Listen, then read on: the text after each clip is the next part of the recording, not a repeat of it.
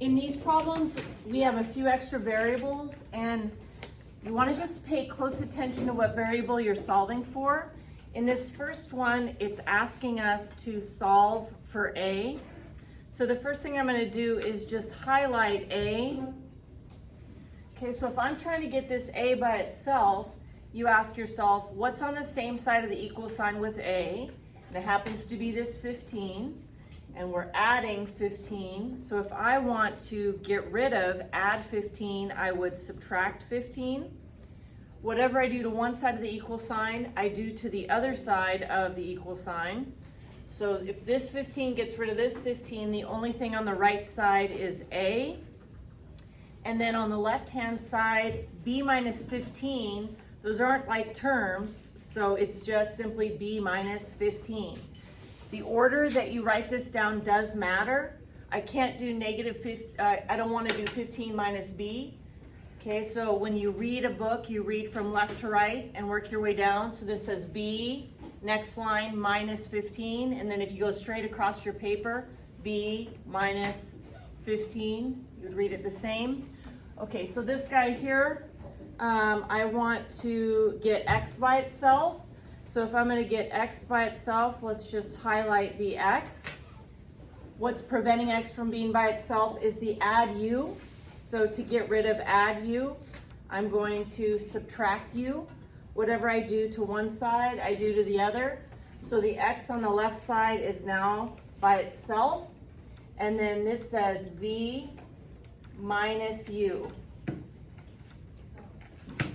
Okay, this one here, solve for Y. So if I solve for Y, let's go ahead and highlight the variable we're trying to get by itself. What's on the same side as the Y is the plus B. So if I want to get rid of add B, I'm going to subtract B. What I do to one side of the equal sign, I do to the other. And so on the right-hand side, I still have Y. And on the left-hand side, I have C minus B. Okay, two more quick examples here. So this one, I want to get A by itself. So to get rid of minus 9, I should highlight that maybe, emphasizing we want A by itself. So minus 9 is on the same side. So to get rid of minus 9, I'm going to add 9. What I do to one side of the equal sign, I do to the other. So this 9 gets rid of this 9. A is by itself. And then we have B plus 9. Now, if you did decide to write 9 plus B, it'd be the same thing because addition is commutative. So the order that you add them together wouldn't matter. Okay, but again, with the subtraction, you can't say 15 minus B. The order matters, so B came first, B minus 15. But here, B plus 9 or 9 plus B, same thing. Okay, so this one here, last example, if I want to get the X by itself, let's highlight the X. What's preventing X from being by itself is this minus B. So the opposite of subtracting B is adding B. What I do to one side of the equal sign, I do to the other. And so this B gets rid of this B. The only thing on the right-hand side is X.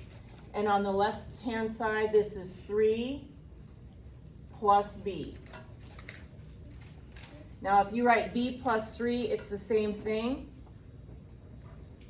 The way it's written, it definitely leads you to do maybe 3 plus B, like that. Normally, just for formatting purposes, we usually write things in descending order when we can. So if you put B plus 3 instead, that's fine, and especially it's addition.